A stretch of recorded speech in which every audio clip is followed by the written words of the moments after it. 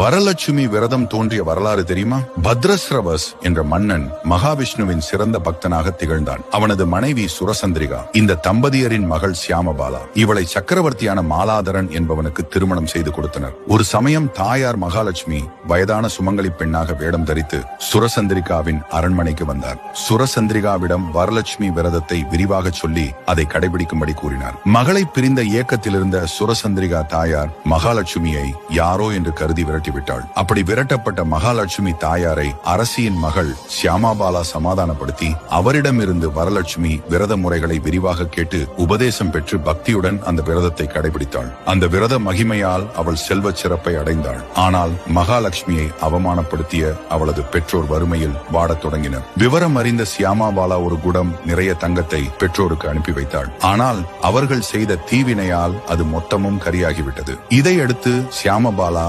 வரலட்சுமி விரத மகிமையை பற்றி சொல்லி அதனை மேற்கொள்ளும்படி தனது தாயாரிடம் கூறினாள். அவளும் மகள் சொன்னபடி வரலட்சுமி விரதத்தை கடைபிடித்து பூஜை செய்தாள். அதன் பிறகு இழந்த செல்வங்கள் அனைத்தும் மீண்டும் கிடைத்ததாக வரலட்சுமி விரதம் தோன்றிய கதை